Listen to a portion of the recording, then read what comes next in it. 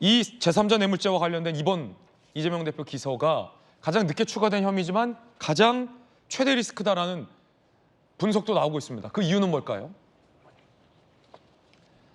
자, 이 제3자 뇌물죄 혐의, 공무원이 직무에 관한 청탁을 받고 제3자에게 금품을 주도록 하는 행위가 1억 이상, 유죄된 10년 이상의 징역형이 나올 수도 있기 때문에 굉장히 치명적인 혐의다. 이게 근데 성남FC 때 적용됐던 혐의와는 또 성격이 다르다. 정치적 이익을 위해 국제규범을 위반한 정경 유착 형태로 검찰은 보고 있기 때문에 만약에 이게 유죄가 선고됐을 때는 이재명 대표에게는 상당히 치명적일 수 있다라는 분석이 나오고 있습니다.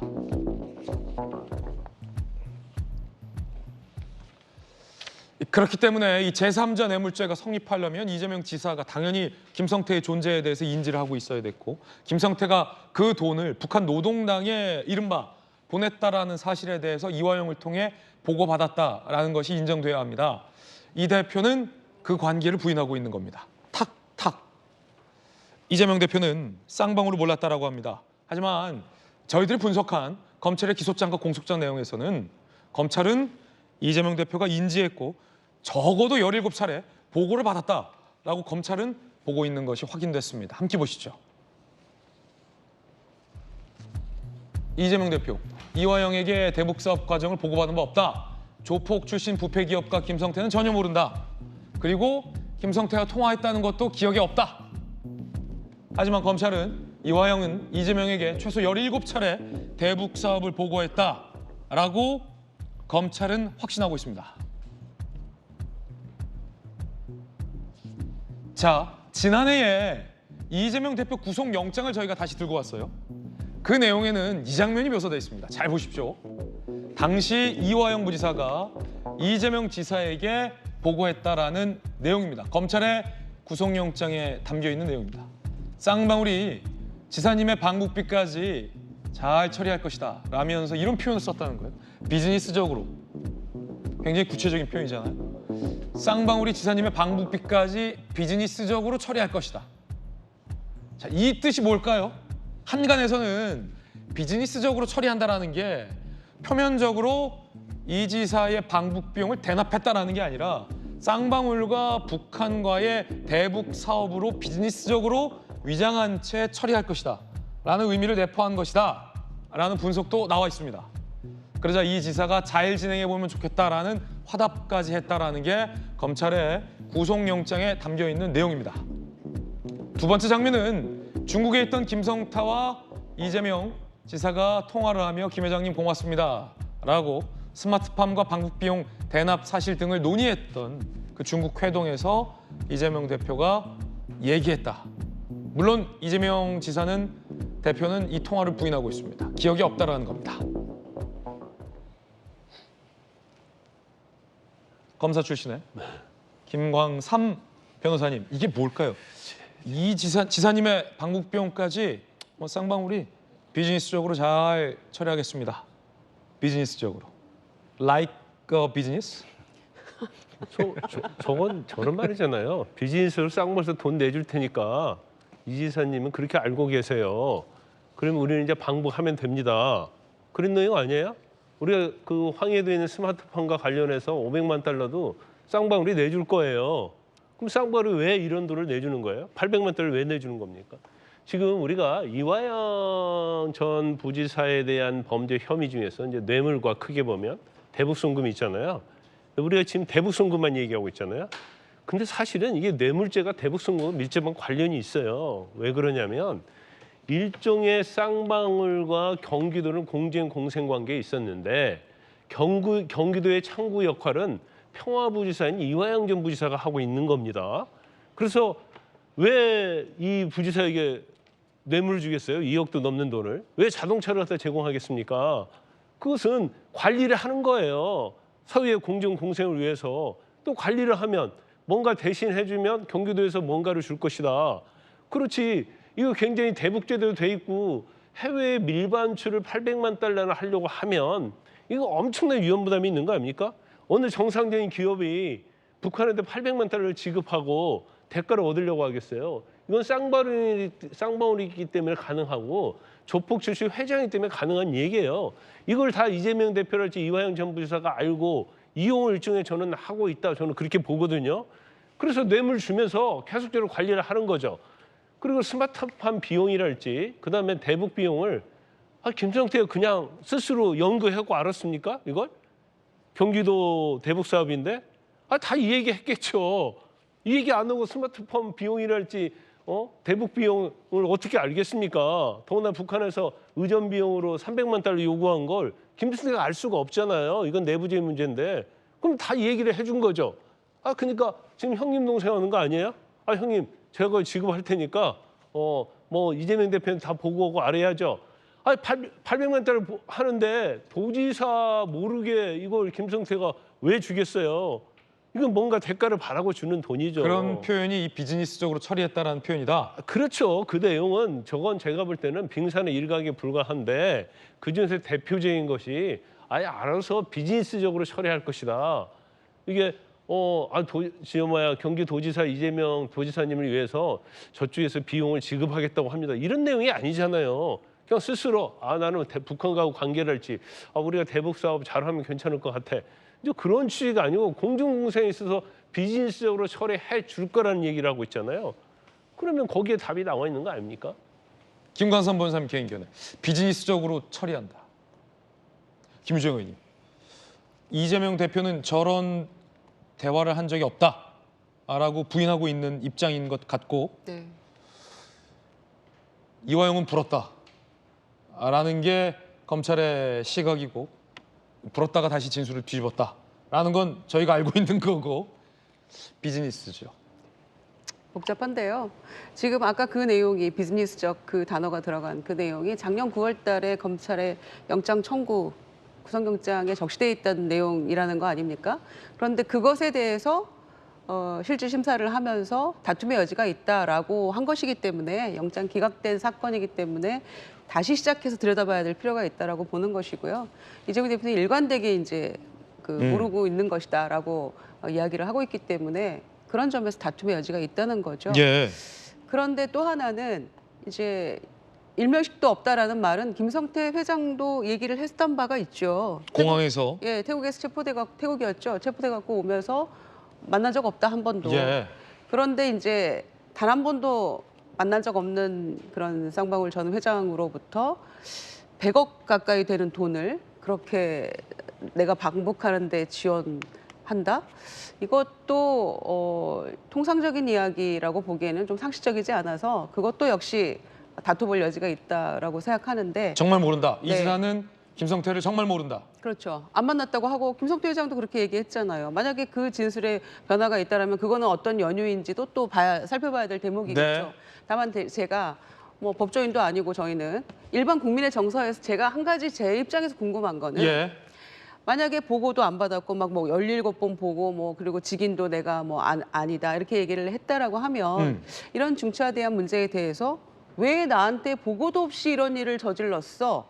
라고 한 번쯤은 화를 냈어야 되는 것 같아요. 이재명 당시 지사가 예. 이화영 부지사에게 예. 지금 주장이 사실이라면 예. 왜 나 모르게 나 모르게 내 도장 써? 이런 이야기, 이런 엄청난 일들을 예. 나도 모르게 이걸 했다고? 라고 화를 냈어야 되는데 화를 냈었는지 아닌지에 대해서 살펴봐야 될 것 같아요. 그렇군요. 저라면 제가 그 입장이라면 이게 있을 수 있는 일이야 라고 무척 경로했을 것 같은데 경로 엔드 해임해야 되는 거 아닙니까? 하여튼 뇌물까지 받았는데. 그 부분이 제가 의문이 부지사가? 있는 지점이에요. 그냥 일반 국민들도 왜 그랬을까라고 그 지점에 대해서 궁금해하니까 그 입장을 제가 말씀드린 겁니다. 그 지점은 매우 중요한 지점 같아요. 그래서 저희들이 이 지점을 준비했는데 이화영 전 부지사의 1심 재판은 비단 외환거래법 위반 혐의만 인정된 것이 아닙니다. 많이들 관심사 안에서 멀어져 있지만 저희들이 1심 판결문 내용 어제도 보도해 드렸을 때도 미처 다 보도해드리지 못했던 내용입니다만 뇌물 혐의도 상당수 유죄로 인정됐다는 것. 이화영의 유죄 가운데는 뇌물도 있다는 거예요. 경기도 부지사, 평화부지사가 되고도 이 김성태로부터 뇌물 등을 받았다라는 것을 재판부는 유죄로 인정했다는 겁니다. 그 지점이 이 지점이잖아요. 자, 그렇다면 이 쌍방울 관계자들 사이에서 이화영 당시 평화부지사를 잡놈이라고 불렀다는 문자 메시지 등도 검찰에 의해 포착이 됐습니다. 잡놈의 의미는 어떤 의미일까요? 이 지점이에요. 방용철 당시 쌍방울 부회장이 처음에 이화영 평화부지사에게 일본 차를 제공했다는 거예요. 렉서스. 그러자 일본 제품 불매가 한창이니까 큰일 난다 라고 교체를 이화영 전 부지사가 요구했다는 겁니다. 그래서 구형 SUV로 교체를 해줍니다. 쌍방울이. 그러자 이거 옛날 카니발 고장이 많다라고 이화영 부지사 측이 컴플레인을 했다는 겁니다. 그래서 신형 SUV로 쌍방울이 또 교체를 해줬다는 거예요. 이거 유죄로 인정된 사안입니다. 자, 그런데 당시 쌍방울 부회장이 원래 이화영에게 줬던 신형 SUV를 타고 있었어요. 쌍방울 부회장이니까. 그런데 이화영 측의 컴플레인으로 자기가 타던 신형 SUV를 뺏긴 겁니다. 이화영에게 제공한 거예요. 그러자 불만을 합니다. 쌍방울 이사에게. 야, 나 신형 SUV 반납하고 똥차 타란다 라고 불만을 해요. 그러자 쌍방울 이사 김 씨가 XX 잡놈인 이화영 때문일 것이다 라고 대화를 나눈 문자도 이번에 공개가 됐습니다. 성치훈 부의장님, 쌍방울 입장에선 차를 몇 대 뜯긴 겁니까? 지금 3대로 알고 있습니다. 거기 지금 저희가 넣지는 않았습니다만 옛날 에쿠스도 나와요. 뭐 4대라고 주장되는데 판결문에는 3대로 결국 그렇죠. 인정이 된 걸로 알고 있고. 예. 차를 뜯긴 쌍방울 간부는 나 똥차 타래. 나 신형 SUV 타고 있는데. 그러자 그걸 달래는 듯 쌍방울 이사가 XX 잡놈 이화영 때문일 것이다. 쌍방울은 잡놈으로 불렀네요. 뭐 같이 욕해 준 것이겠죠. 아마 화가 나 있으니까. 그리고 듣는 똥차 기분 나쁠 테니 자꾸 똥차라고 하는 건 좀 부적절한 것 같고요. 네. 저는 그래서 사실 저 판결문에서 이 내용 보면서 이것 때문에 저는 민주당에서 만약에 이 대응을 할 때 김성태 회장을 뭔가 깎아내리는 공격을 해서는 안 된다. 부패 기업인이기 때문에 조폭 출신의 부패 기업인이기 때문에 그 사람의 말을 신뢰할 수 있느냐 이렇게 주장하지 않았습니까? 근데 지금 이 판결문 보면은 그 부패 기업인에게 이 차량 제공과 돈을 받은 부패 정치인이 이화영 전 부지사 아닙니까? 그렇기 때문에 지금 이 재판의 쟁점은 결국 김성태 회장의 진술, 이화영 전 부지사의 진술, 이 두 진술의 신빙성 싸움인데 지금 한쪽이 여기가 부패하다고 주장을 하고 있는데 왜 이화영 전 부지사의 그 부패함은 우리가 뭐 모르냐는 거죠. 지금 판결문에도 드러났듯이 이건 뭐 다퉈볼 여지가 있는 게 아니라 명백하게 뇌물을 받은 부패 정치인으로 드러난 것 아니겠습니까? 바로 그 지점인데 예. 사실 민주당에서 이번 이화영 1심에 대해서 이건 조작된 수사다라고 굉장히 부인하고 있는데 이화영 전 부지사, 경기도 부지사의 이화영 전 민주당 의원의 뇌물 혐의에 대해서는 가타부타야 입장이 없어요. 사실 그건 따져볼 여지가 없기 때문이죠. 명백하기 때문이죠. 법인카드를 쓰고 차량을 제공받고 이거에 대해서는 사실 민주당이 뭐 조작을 했다거나 아니면 쌍방울에서 허위 자료를 제출했다던가 이런 걸 다퉈볼 여지 없이 이화영 전 부지사가 뇌물수수를 했다는 게 너무 명백하기 때문에 예. 사실 말을 꺼내는 것 자체가 그래서 저는 방금 말씀드린 것처럼 김성태 회장의 뭔가 부패함이나 이런 거에 대해서 말을 꺼내는 것 자체가 사실상 이화영 전 부지사의 그 부패함도 드러내는 것이기 때문에 자기 모순적인 거다. 네, 저는 그 전략은 만약에 그 전략이라면 너무 잘못됐다라는 말씀을 드리고 싶고 앞서 김유정 의원께서 이렇게 지적하셨는데 그럼 당시 지사였던 경기도지사는 본인이 임명한 전국 최초의 평화부지사가 저렇게 잡놈 소리도 들으면서 쌍방울한테 차를 받았었는데 그것도 몰랐다? 그 부패함까지는 몰랐을 수 있다라고 생각합니다. 그것도 몰랐다? 예, 뭐 돈 받고 카드 받고 차 받고 하는 것까지는 몰랐을 수 있다고 생각하는데 저는 지금 뭐 대북 사업 17차례 보고받아 뭐 이런 것들과 관련돼서 그렇기 때문에 이재명 대표 측에서도 당시 도지사 시절에 그런 거와 관련돼서 전혀 몰랐다. 그리고 아까 우리가 말했던 직인 문제 이런 것들 직인이 뭐 다 우리가 도지사 직인이 나갔다고 해서 다 일일이 아는 것 아니지 않냐라는 주장도 저는 전략적으로 미스가 아닌가라고 생각을 해요. 그렇군요. 왜냐면은 도지사 입장에서 아니 평화부지사 17개 시도 자치단체장 중에 유일하게 평화부지사를 임명을 했고 그러면서 대북 사업을 다양하게 추진하지 않았습니까? 그러면서 경기도 의회로부터 조례를 통해서 상당한 비용의 남북 평화 교류 기금도 지원을 받았습니다. 그것과 관련돼서 계속해서 뭔가 2019년에 반복을 하겠다는 뭔가 그 요청을 그 정부에 하기도 했었고요. 그런 증거들이 다 남아 있는 상황에서 아무것도 몰랐다라고 해버린 것 자체가 저는 패착이라고 봐요. 왜냐하면 그런 관련된 보고들, 경기도의회에서 받은 돈으로 합법적으로 하는 것들에 대한 다양한 보고를 받았다. 근데 그 보고 중에 나의 방북이 있는지 몰랐다. 이런 식의 뭔가 좀 그 인정을 하면서 그 또 일부를 부인하는 이 전략을 취했어야 된다고 보는데 도장 찍은 거 내가 다 아는 거 아니다. 뭐 대북 사업 사실 보고하는 게 없다. 이런 식으로 해버리면은 이거에 대해서 대처하기가 매우 힘들어지거든요. 전 그래서 지금 글쎄요, 뭐 저보다 뭐 당연히 전 법조인도 아니기 때문에 전문성 있는 법조인들이 뭐 정치적으로 뭐 비즈니스적으로 잘 대처를 하시겠지만 제가 봤을 때는 과연 이것들이 국민들이 공감하시기에 적절한가?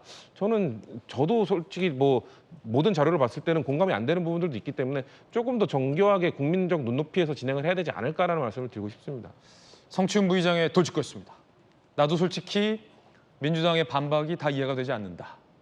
라는 솔직한 심정도 나타내주고 계십니다. 변호인단의 반박이라고 하는 게 변호인단의 정확한 것 반박. 같습니다. 네. 이 대표 변호인단의 반박이 나도 솔직히 다 이해는 안 된다라는 성추행 부의장의 돌직구였습니다. 김유정 의원이 앞서 지적한 지점도 전 중요한 부분이라고 생각합니다. 본인이 임명한 부지사의 부패를 왜 당시 지사는 몰랐는지 한 번도 질책을 하지 않았는지 정말 몰랐다고 할 수 있는 것인지에 대한 논의, 의문인데 그래서 김광삼 변호사님 그 사실 이화영 전 부지사는 이 뇌물 혐의도 부인했어요. 그러면서 차를 받아 쓴 것에 대해서도 이화영 전 부지사는 내 차를 방용철 쌍방울 부회장에게 주고 쌍방울 차를 내가 탄 거다. 서로 차를 바꿔 쓴 거지 내가 뇌물을 받은 건 아니다라고 부인했지만 1심 재판부는 판결문 내용을 보면 이화영 씨가 줬다라는 차종에 대해서도 특정하지 못한다. 재판부의 질타예요. 그러면서 방 씨는 당시 쌍방울의 대표이사로서 회사에서 신형 제네시스 차량을 이미 타고 다녔다. 그러니까 이화영이 타던 차를 탔다라는 정황이 전혀 없다라는 겁니다. 이런 것을 재판부가 적시하면서 이화영의 주장도 기각을 해버립니다. 자, 도지사가 이 부지사의 부패 뇌물 혐의에 대해서 몰랐다. 민주당은 이 뇌물 혐의에 대해서 입장을 내지 않고 있는 그런 상황이에요. 근데 이제 이화영 전 부지사 이제 뇌물과 관련해서 지금 방금 뭐 차 교체했다는 거잖아요. 그러면 어떤 관계인데 쌍방울 부회장하고 차를 서로 바꿔 타는 사이예요. 근데 이제 이번에 그 판결문에 나와 있잖아요. 너무 명백한 사실까지도 인정하지 않는 그런 죄질 불량한 거에 대해서 엄중히 처벌할 수밖에 없다는 그런 취지인 것 같아요. 예. 우리 아까 서로 대화한 내용 봤잖아요. 근데 저 내용을 보면 우리가 추론할 수 있는 것이 이화영 전 부지사가 쌍방울에 대해서 얼마나 노골적으로 뭘 요구했는가 이제 그런 생각이 든단 말이에요. 정도껏 해야 하는데 이제 차까지 바꿔달라고 한단 말이에요. 그러면 쌍방울에서 이제 관리차원에서 이화영 전 부지사를 계속 법인카드 쓰게 해준 거 아닙니까? 네. 근데 법인카드를 쓰게 해줬는데 거기 이제 차까지 요구한단 말이에요. 그러니까 저거 일종의 뭐 정말 용어 쓰기 어렵지만 저거 뭐 거지 아니야? 뭐 해도 너무해. 자기 어떤 직위를 이용해 가지고 그냥 있는 쪽쪽 없는 쪽 다 빨아먹으려고 한다. 이제 그런 것들이 팽배해 있었던 걸 보여요. 그러니까 저기서 이제 잡놈이라는 소리가 나오는 거 아닙니까? 자기들은 공정 공생이고 앞으로 이용을 해먹어야 하는데 잡놈이라고 나올 정도 되면 저거 해도 너무한다. 지 평화부지사의 위치를 할지 대북과 관련된 건 가지고 너무 지나치게 요구한다. 근데 법인카드 요구해가지고 해줬잖아요. 자, 차 바꿔줬잖아요. 또 뭐 했어요? 자기 지인, 야, 직원을 좀 해줘. 그 돈 좀 받게 해줘. 그 돈 받아온 거 아닙니까? 그러니까 이 정도가 너무 심한 거예요. 우리가 뇌물죄에서 이런 게 있죠. 어떤 공무원에게서 뇌물을 줍니다. 근데 괜찮은데 좀 바꿔 그것 좀 해줘. 그러면 그래 알았어 하면서 마지못해서 받는 모습을 취하는 거고 처음 받아요. 야, 뭐 대부 승급 있잖아. 차 바꿔줘. 다 법인카드까지 다 하시는데 뭘 또 차를 바꿔달라고 그래. 야, 나 용돈이 없다. 부지사 월급 너무 작아. 내가 아는 사람 직원을 등재해가지고 그쪽 월급 줘. 그럼 그놈 갖고 내가 용돈 쓸게. 이런 식으로 계속 노골적으로 요구하면 돈을 주는 입장에서도 이거 뭐 양아치 아니야? 이거 정말 주면서도 사실은 엄청난 스트레스 받고 괴롭군요. 이화영 전 부지사가 지금 아까 그 카톡 그 통 내용을 보면 전혀 그런 스타일이야. 아주 그런 스타일이라고 쌍방울 치면서 보고 있는 거죠. 그러면 다 드러냈는데 불구하고 이것조차도 부인하고 그다음에 뭐 직원으로 채용해서 돈 받아가 놓고 그것도 마치 뭐 정식으로 해서 자는 모르는 일이다. 이렇게 얘기를 하니까 재판부 입장에서는 어떻게 보면 정말 후한무치하다고 생각해서 형량을 높게 선고한 거죠. 예. 그러니까 이제 이화영 전 지사와 쌍방울 간의 관계는 비즈니스 관계죠. 전형적인 비즈니스 비즈니스적으로. 관계라는 게 뭡니까? 주고 받는 것, 이해관계를 왔다 갔다 하는 게 비즈니스 관계인데 쌍방울이 뭐 공짜로 했겠습니까? 세상에 공짜 정심은 없습니다. 이화영 전 지사로부터 뭔가 혜택을 받으려고 했을 거고요. 그래서 이제 뒤를 봐준 것이죠. 마찬가지 이화영 전 지사가 뭐 쌍방울이 비즈니스적으로 처리할 것이다 이야기했다는 것도 같은 맥락입니다.